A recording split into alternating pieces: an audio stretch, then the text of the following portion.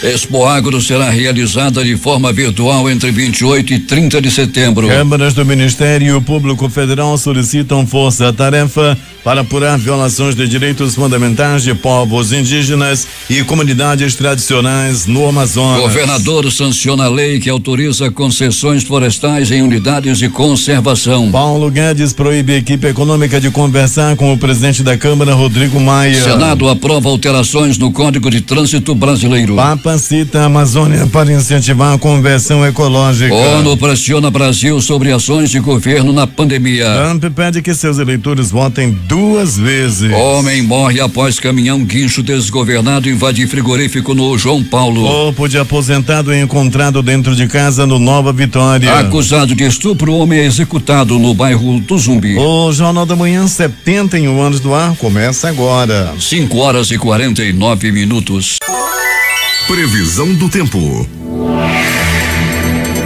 O dia será de muito calor, com máxima de 35 graus. E a probabilidade de chuva em áreas isoladas é de 5%, diz o Centro de Previsão de Tempo e Estudos Climáticos do Instituto Nacional de Pesquisas Espaciais. O Clima Tempo fala que não chove. O dia amanhece com 25 graus e 74% de umidade no ar. Os ventos estão francos, com velocidade de 10 km/h. É sexta-feira, 4 de setembro. Chegamos aos 247 dias do ano e faltam 119 para terminar 2020. Dia de Santa Rosália. Também é o dia do serventuário. Esta é a edição 84.827 do Jornal da Manhã. O Rio Negro acelera seu ritmo de vazante. Foram mais 18 centímetros, marcava a leitura de ontem no Porto de Manaus, deixando seu nível em relação ao mar em 24 metros e 33 centímetros. Já desceu 4 metros e 19 centímetros. Os aeroportos Eduardo Gomes e o militar de Ponta Pelada, Isa Juricaba, estão abertos para pousos e decolagens. O que conta a história? 1781, Fundação de Los Angeles, com o nome de El Pueblo de Nuestra Senhora la Reina de Los Angeles de Pociúncula. 1842, casamento de Pedro II do Brasil com a princesa Teresa Cristina Maria de Bourbon. 1871 é proclamada a República Francesa. 1882, Thomas Edison acende pela primeira vez na central de eletricidade e iluminação elétrica comercial. Em 1969, militantes do MR8 sequestram o embaixador americano no Brasil, Charles Burke Elbrick. 2016, Madre Teresa de Calcutá é canonizada pelo Papa Francisco. Agora 5h52 em Manaus. Local. Sejam todos bem-vindos ao Jornal da Manhã. Bom dia, Eduardo. Bom dia, Paulo. Bom dia, Sonoplasta Hernandes Sampaio, e bom dia ao nosso repórter Alberto Pellegrini. Bom dia, Paulo Guerra, bom dia, Eduardo Silva, bom dia, PC, e bom dia a você, ouvinte do Jornal da Manhã. Pellegrini, como está o trânsito nesse instante? Tranquilo, Paulo, apesar de da sexta-feira ter o trânsito bem mais agitado, né, até que está tranquilo para hoje, Paulo. A Avenida Grande Circular, a Avenida Max Teixeira, já fiscalizada por nós, e também toda a extensão da Avenida Camapuã, proximidade do Instituto Médico Legal, e também da garagem da Global, Paulo, essa área da zona norte e da zona leste da cidade, com trânsito muito tranquilo nesse momento. E falando em Instituto Médico Legal, Pellegrini, ontem um homem morreu após um caminhão guincho desgovernado invadir um frigorífico lá no bairro do João Paulo. Pois é, Paulo, e foi uma morte macabra, né? Uma cena realmente terrível para quem passava pelo local. O caminhão se desgovernou e entrou, né, Paulo, onde estava esse homem, que acabou morrendo na hora, Paulo. Ele foi decepado ao meio. O vídeo aí que viralizou na internet chamou a atenção de muita gente, Paulo, e infelizmente essa pessoa acabou morrendo na hora. Só foi descoberto depois que o sangue escorria para fora pela porta. Pellegrini, o corpo de um aposentado foi encontrado no bairro Nova Vitória. Foi, Paulo, foi no bairro Nova Vitória, extremo leste da cidade, já nas proximidades do Distrito Industrial 2. O sangue escorreu pela porta, o odor já era muito grande quando esse idoso foi encontrado, Paulo Guerra. Trata do senhor Pedro Valdir Figueiredo dos Santos. Ele tinha 67 anos de idade. Ele é acusado de ter estuprado um menor e acabou executado lá no bairro do Zumbi, Pellegrini, com 4 tiros. Pois é, Paulo, esse aí já é o Manuel, né? O Manuel Dione da Silva, de 38 anos de idade. Paulo, ele com 4 tiros espalhados pelo corpo e acabou morrendo na hora. Ao lado do corpo estava um bilhete, onde, né, dizia que o Manuel, a vítima, esse que morreu, já tinha feito aí um crime contra um menor de idade e por isso havia morrido.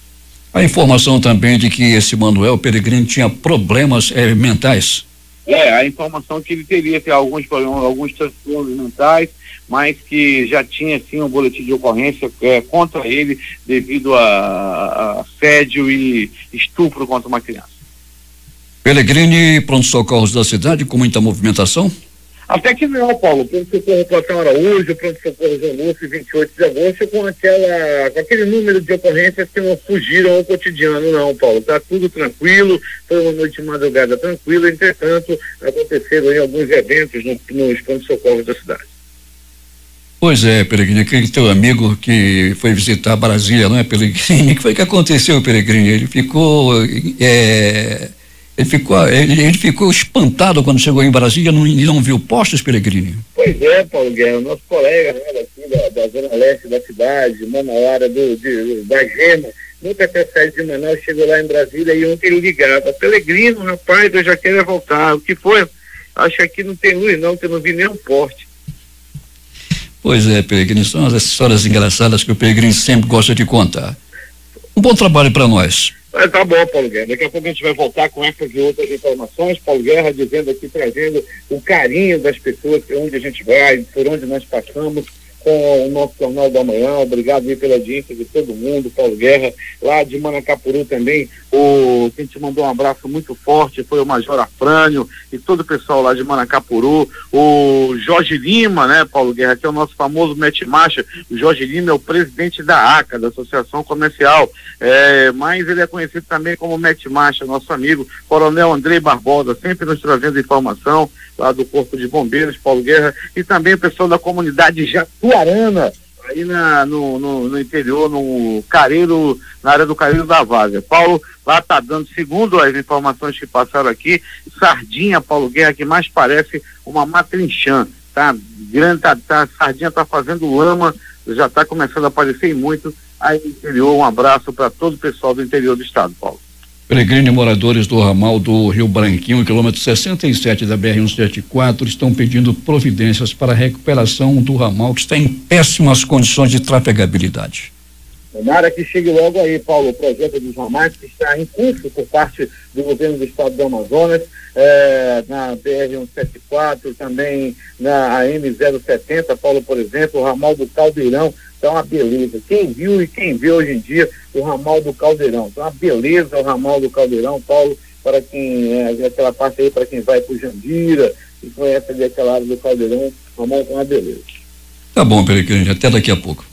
Aparece Paulo Guerra com essas e outras informações. O agendamento online de atendimento ao público para serviços de trânsito e para o processo de obtenção do passe livre para pessoas com deficiência no transporte coletivo passou a ser disponibilizado pela internet também aqui em Manaus. Os serviços realizados pelo Instituto Municipal de Mobilidade Urbana devem ser marcados pelo site www.manaus.am.gov.br e clicar no ícone em Bons Serviços. Organização da sociedade civil promove drive-thru para ajudar abrigo lá em Iranduba. A organização da sociedade civil #O Próximo promove um drive-thru que literalmente significa através do carro, com o propósito de arrecadar donativos para o abrigo O Coração do Pai. O evento será na tarde de hoje, das 15 às 18 horas, em frente à Escola Cecília Carneiro de Oliveira, na entrada da cidade de Iranduba. Ali, os doadores poderão parar os seus carros ou motos e deixar as suas contribuições, como explica a neuropsicopedagoga Thalita Sarini, que é voluntária do projeto. Você pode estar doando tudo aquilo que você tiver condições de doar: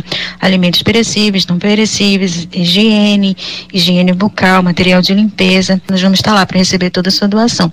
Vamos também ter som ao vivo, tudo para recebê-los da melhor forma possível. Nós estamos contando com a solidariedade da comunidade, então tudo aquilo que vier vai ser bem-vindo e as crianças vão receber com muita gratidão, eu tenho certeza disso. Como dissemos no início da matéria, as doações que estão sendo pedidas pela OSC #O Próximo são para ajudar o abrigo O Coração do Pai, que funciona em Iranduba há quase 5 anos e cuida hoje de 22 crianças e adolescentes vítimas de violência familiar. O telefone do abrigo para outras informações e doações é o 991717368. Para o Jornal da Manhã, J. Rai. Prestação de serviços do Jornal da Manhã. Moradores do Novo Israel estão reclamando falta de água desde ontem naquele bairro. Mais uma etapa do processo de transferência gradativa de indígenas venezuelanos da etnia Uaral para um novo abrigo foi realizada nesta quinta-feira. O grupo foi para um sítio no bairro Tarumã Sul. As famílias transferidas estavam abrigadas em espaços de acolhimento provisório nos bairros da Compensa e de São Jorge. A ação foi da Secretaria Municipal da Mulher, Assistência Social e Cidadania. O Pleno do Tribunal de Contas do Amazonas, TCAM, aprovou por unanimidade nesta quinta-feira a proposta de realização do concurso público para provimento de mais de 200 cargos de nível superior e constituiu a comissão que será responsável por conduzir o certame. O próximo passo será oficializar a contratação da Fundação Getúlio Vargas como banca organizadora. O Ministério Público do Estado do Amazonas entrou com um pedido na Justiça para uma audiência com o delegado Gustavo Sotero e o médico Dário Silva Júnior. O delegado foi condenado por matar a tiros o advogado Wilson Justo Filho em 2007 no porão do Alemão. O pedido é da promotora de justiça Carolina Monteiro Chagas Maia e foi feito à 15ª Vara do Juizado Especial Criminal. Em abril deste ano, a defesa de Sotero pediu a conversão da prisão cautelar para a prisão domiciliar em razão do risco de disseminação do novo coronavírus. A defesa anexou um laudo médico assinado pelo doutor Dário Silva Júnior em um receituário da Fundação Hospitalar de Hematologia e Hemoterapia do Amazonas, Hemoan. Porém, o Ministério Público descobriu que o médico não trabalhava na instituição. Gustavo Sotero acabou não conseguindo a prisão domiciliar e, segundo o Ministério Público, o médico passou a ser investigado pelo uso de documento falso. A 15ª Vara do Juizado Especial Criminal ainda não definiu a data da audiência. 6:06 em Manaus. A Agência Nacional de Saúde Suplementar suspendeu 8 planos de saúde da Unimed Norte e Nordeste e 3 da Unimed aqui em Manaus. Com uma suspensão que vale a partir de 10 de setembro, esses planos não poderão ser comercializados para novos clientes. A medida é decorrente das 14.900 reclamações enviadas pelos consumidores nos meses de abril, maio e junho. Foram relatadas negativas de cobertura e descumprimento dos prazos máximos para a realização de consultas, exames e cirurgia. E o Amazonas registra 727 novos casos de Covid-19 e o total de infectados passa de 122 mil. Número de mortes pela doença chega a 3.828. São mais de 103 mil recuperados no estado. Após quase 30 horas de ocupação de professores, a Secretaria de Estado de Educação e Desporto, SEDUC-AM, marcou para o dia 9 de setembro uma reunião com representantes do Sindicato dos Trabalhadores da Educação do Amazonas,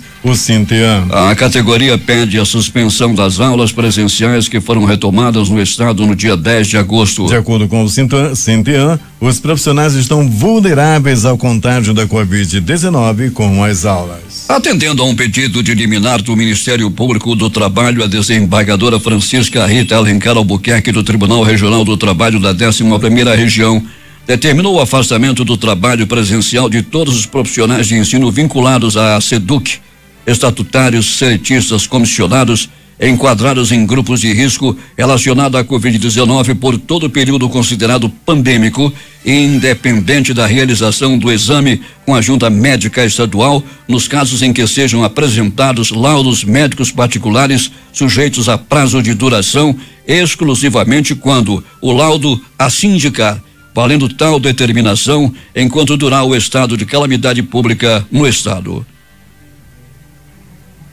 6:08.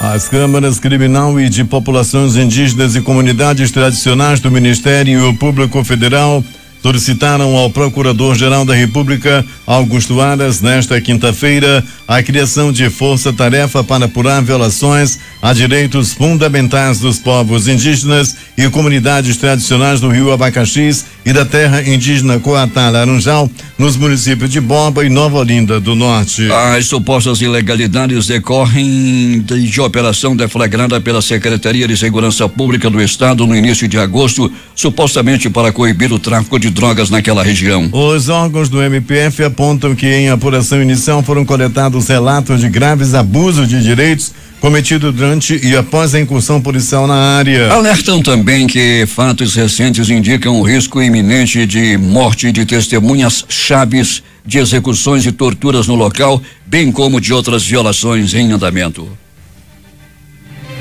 3 semanas depois do retorno das aulas presenciais em 123 escolas de ensino médio, a Secretaria de Estado de Educação e Desporto permanece com ações pedagógicas para orientar estudantes e profissionais após o período de suspensão das atividades. Nesta quinta-feira, todas as unidades de ensino receberam técnicos da Secretaria Executiva Adjunta Pedagógica da pasta para reforçar a assistência à comunidade escolar. Dentro das ações previstas estão a entrega dos guias de estudos para os estudantes e professores, que vem sendo realizada ao longo da semana. E de acordo com o secretário executivo adjunto pedagógico Raimundo Barradas, não houve a paralisação das aulas nas unidades de ensino por falta de professores.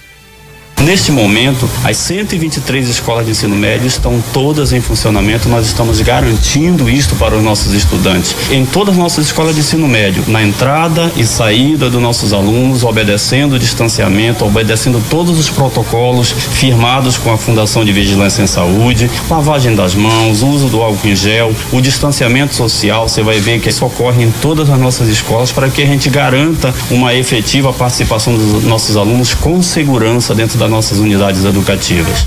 Agora 6:11 em Manaus.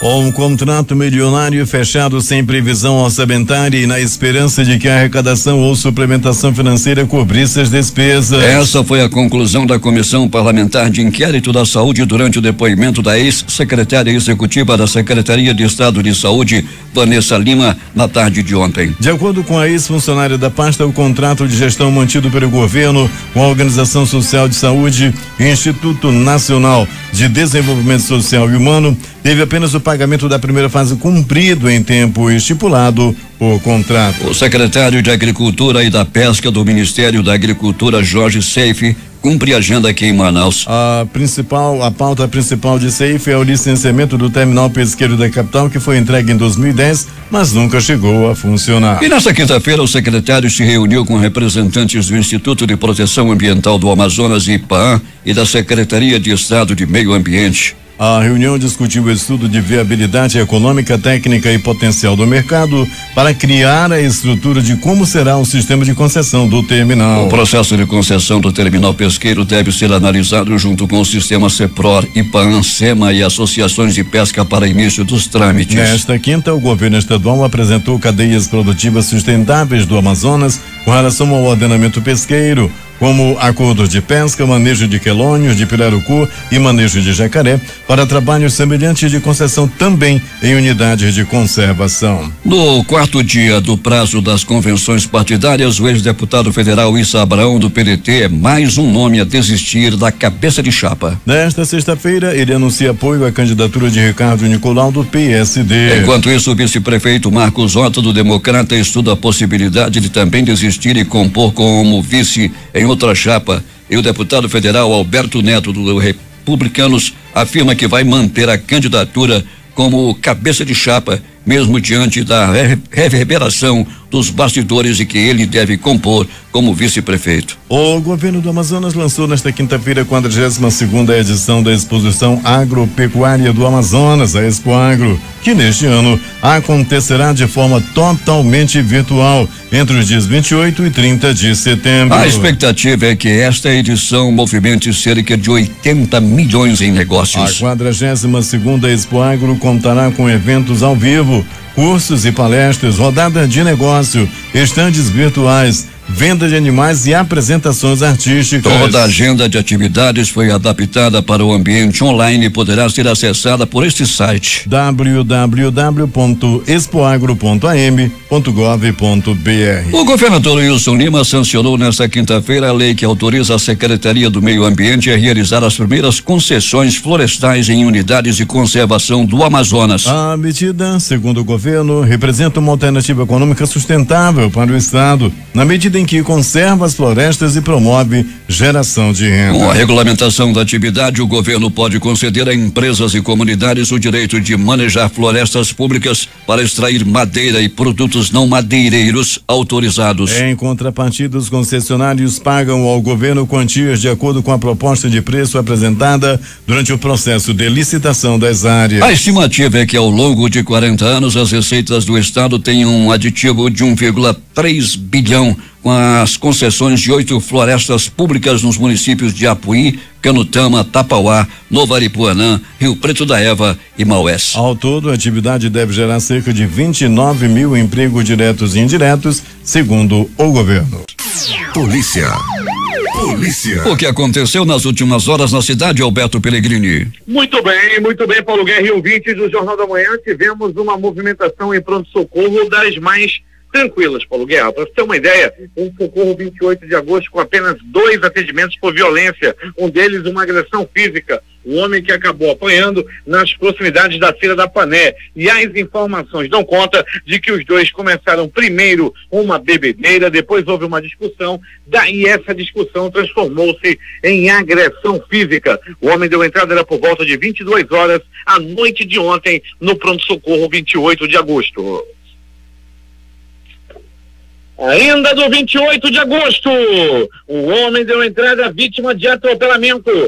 Aconteceu na Avenida Djalma Batista. Esse homem estava tentando atravessar a rua fora da faixa e acabou sendo colhido por um carro. Ele teve ferimentos leves, porém teve que ser atendido sim no 28 de agosto, onde passou por exames e posteriormente foi liberado. Pronto socorro João Lúcio, no Gigante da zona leste da cidade. Um homem deu entrada vítima de bala, vítima de tiro. Ele recebeu essas balas lá no bairro Zumbi dos Palmares. Paulo Guerra e ouvinte do Jornal da Manhã é o Mileno Frank da Costa, 26 anos, ele foi baleado, foi uma bala no peito, apenas um balaço no peito. Isso aconteceu na rua Jauari, no bairro Zumbi dos Palmares. Segundo as informações, os criminosos dispararam de dentro de um carro. A vítima foi atingida com esse balaço no peito e levado às pressas ao pronto-socorro João Lúcio, onde continua internado em estado grave. O estado dele é gravíssimo. Imagina, ele estava andando pela rua, de repente passa um carro por perto, e lá desse carro vem um balaço que atingiu o peito da vítima.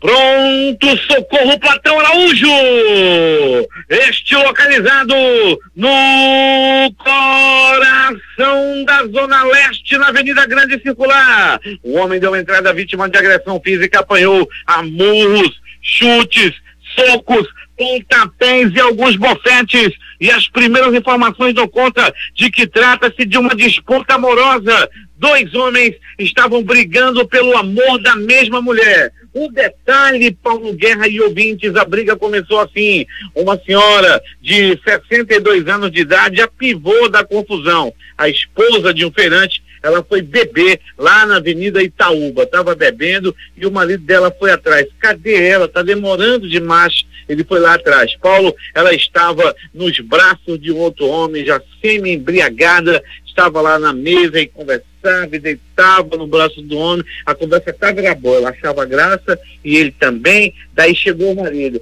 Vamos para casa que tem lugar em casa. Você é uma mulher casada. Daí Paulo Guerra começou a confusão. O companheiro dela de bar foi pra cima do marido, os dois brigaram e o marido acabou levando a pior, acabou levando uma cadeirada. Ele foi levado ao pronto-socorro Platão Araújo. O homem que deu a cadeirada fugiu e a mulher continuou a se divertir, a se entregar aos desfrutes num bar localizado na Avenida Itaúba.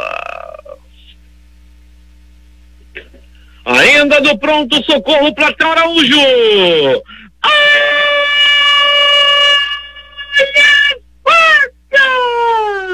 Olha a faca, olha a faca, olha a morte! Uma violenta estocada na barriga. Uma violenta estocada na barriga, apenas uma. O homem deu entrada à vítima de facadas pelo corpo. As primeiras informações dão conta de que ele não tinha nenhuma identificação, ou seja, não portava nenhum documento. Daí ele deu entrada no pronto-socorro Platão Araújo com essa facada. E quem o levou não sabia também dizer qual foi as circunstâncias dessa facada. Por que ele levou e nem tampouco quem deu-lhe a facada ainda não se sabe. O fato é que ele está no bico do urubu, está entre a vida e a morte. Tá, vai, não vai, internado no Platão Araújo. Um jovem identificado, Paulo Guerra, e ouvintes do Jornal da Manhã apenas como Kiko. O Kiko deu entrada no pronto-socorro, vítima de agressão física. Apanhou e apanhou muito. Ele deu entrada por volta de 19 horas no pronto-socorro Platão Araújo. Marido que matou a mulher com 30 facadas. Foi preso. Augustinho Filho Rodrigues.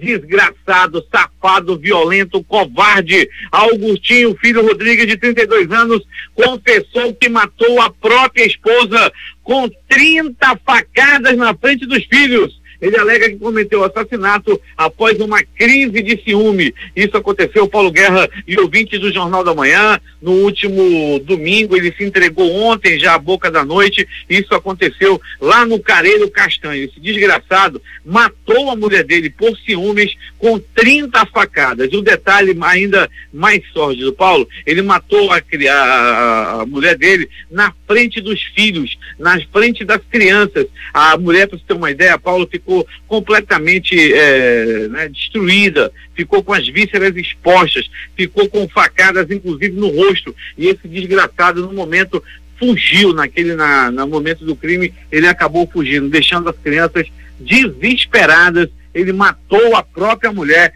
com 30 facadas. A mulher tinha 32. É um lixo, um desgraçado, um bandido que merece apodrecer na cadeia.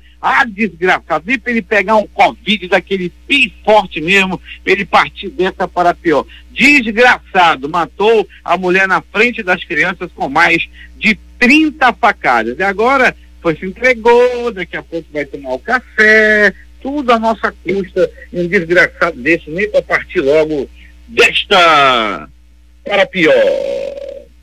Aí vai dizer aquele, quando termina o jornal, manda mensagem no mano: Pelegrino, não fala assim, ele tem família, ele matou. E a mulher que ele matou com 30 facadas, não tem família não? Tá com pena, leva pra tua casa. E agora, as notícias do Instituto Médico Legal. Saiba agora quem foi para a pedra nas últimas horas na cidade. E atenção, um idoso de 67 anos de idade foi encontrado morto dentro da casa onde morava. As pessoas já estavam sentindo falta. Onde ele está? Para onde ele foi? Só que Paulo começou a escorrer sangue pela porta do kitnet do idoso. A polícia foi acionada e quando chegou até o local, houve um encontro macabro. O corpo do idoso já estava em avançado estado de decomposição. A Delegacia Especializada de Homicídios e Sequestros já está trabalhando no caso. Um gravíssimo acidente de trânsito ocorrera ontem no bairro João Paulo, na zona leste da cidade. Um caminhão guincho desgovernado entrou na porta de um açougue e acabou matando um homem. Paulo Guerra, o homem foi decepado, o homem foi cortado ao meio, era a perna para um lado, era o restante do corpo para o outro, numa cena macabra. O vídeo viralizou na cidade, todo mundo ficou daquele jeito, Paulo, todo mundo perplexo devido às imagens que eram mostradas nesse vídeo desse homem com o corpo decepado lá no bairro João Paulo. Jack Essal. Jack é sal, assim dizia o bilhete. O bilhetinho, um bilhetinho que não era nada de um bilhetinho apaixonado, não. Esse homem foi encontrado, Paulo Guerra, lá do Zumbi dos Palmares. Segundo as informações, ele já havia cometido um crime contra uma criança. E o detalhe, Paulo Guerra e ouvinte do Jornal da Manhã, ele foi assassinado ontem a tiro, foi assassinado a bala, lá no bairro Zumbi dos Palmares. Um bilhete estava ao lado do corpo. E as primeiras informações pode, Paulo, pode ter sido um acerto de contas devido a esse crime que ele já havia cometido. Pode ter sido uma vingança, porque, segundo as informações, esse homem era estuprador. O Instituto Médico Legal realizou nas últimas 24 horas 43 exames de corpo de delito. Está chegando o final de semana. Muitos acidentes de trânsito com morte foram registrados durante essa semana, Paulo Guerra e ouvintes do Jornal da Manhã. E grandes operações contra o pessoal que bebe e vai dirigir serão realizadas nesse final de semana. Quem for dirigir, não beba. Se beber e dirigir, a pedra te espera. É contigo, Paulo Guerra. Esportes. Antes do esporte, os números das loterias Dia de Sorte, concurso 351, acumulou 6 números, 40 apostas, cada uma leva R$3.050,97. Mês da sorte é junho. Dezenas sorteadas: 04, 08, 09, 11, 18, 19 e 26. Aqui no concurso 5.357 também acumulou. As dezenas sorteadas foram 20, 37, 41, 51 e 58.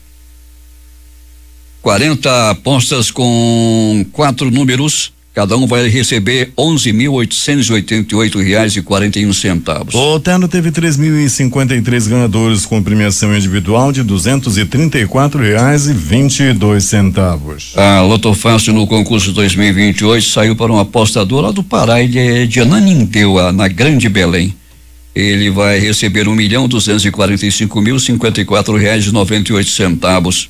Com 14 acertos foram 263 apostas, prêmio para cada uma, R$1.418,03. Vamos às dezenas do concurso 2028 da Loto Fácil. 01, 02, 03, 04, 05, 06, 08, 09, 15, 16, 18, 19, 20, 23 e 25. Agora as notícias do esporte. 2 jogos ontem pelo Campeonato Brasileiro. Em Belo Horizonte, o Atlético derrotou o São Paulo por 3-0 e jogando em casa o Grêmio perdeu para o Sport 2-1. Pela Liga das Nações da UEFA, a Alemanha e a Espanha empataram em 1-1 e a Ucrânia venceu a Suíça por 2-1. Jogos de hoje pela Série B do Campeonato Brasileiro. Às 19h15 jogam Figueirense e Paraná. Às 21h30 jogam Ponte Preta e Botafogo de São Paulo. E os jogos de hoje pela Liga das Nações. Às 15h45 Holanda e Polônia. Itália e Bósnia. Noruega e Áustria. Escócia e Israel. Eslováquia e República Tcheca. Bielorrússia e Albânia. Romênia e Irlanda do Norte.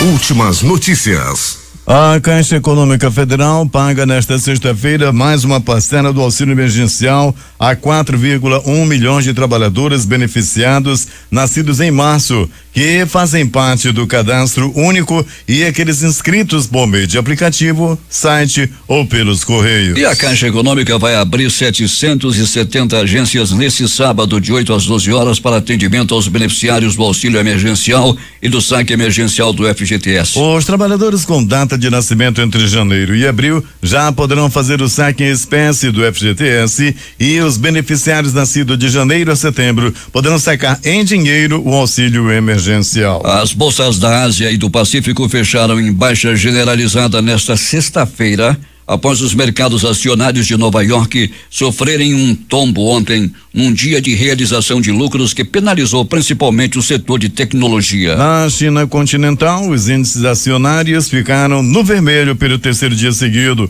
com queda de 0,87, de 0,49% do menos abrangente Shenzhen Composto. Em outras partes da Ásia, o japonês Nikkei caiu 1,11% em Tóquio, também em meio à aproximação do tufão Haiyan, enquanto o Hang Seng recuou 1,25% em Hong Kong. O sul-coreano Kospi se desvalorizou 1,15% em Seul. O TAIEX registrou perda de 0,94% em Taiwan. Na Oceania, a bolsa australiana sentiu ainda mais hoje o impacto de Nova York, encerrando sua pior sessão desde 1º de maio. O Standard & Poor's ASX 200 caiu 3,06% em Sydney. Produção industrial cresce 8% em julho, mas ainda não elimina perdas com pandemia.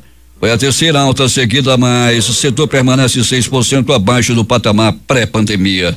No ano, queda acumulada ainda é de 9,6%, segundo o IBGE.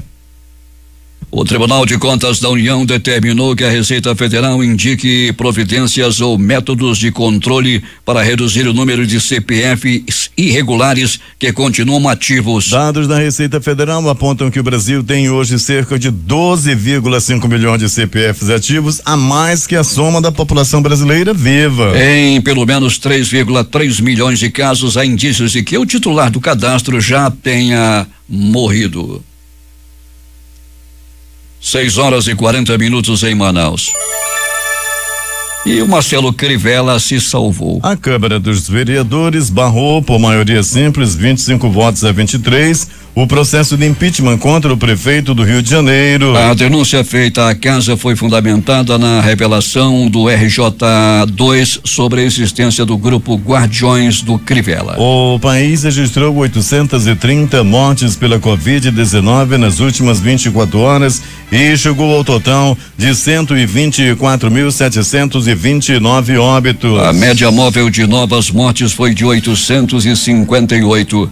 São 4.046.150 brasileiros com novo coronavírus. Há 4 meses do fim do ano e com desafios da pandemia à frente, o MEC só executou 48% do dinheiro que tem para este ano. Até junho, um projeto para levar internet e computadores a escolas não gastou nada dos 197 milhões que tem à disposição. Reforma administrativa. O governo propõe fim da estabilidade para parte de novos servidores. Proposta enviada ao Congresso se refere a futuros servidores públicos. Novas regras não abrangem parlamentares, promotores, juízes, ministros de tribunais e militares. A relação entre o presidente da Câmara dos Deputados, Rodrigo Maia, e o ministro da Economia, Paulo Guedes, ruiu.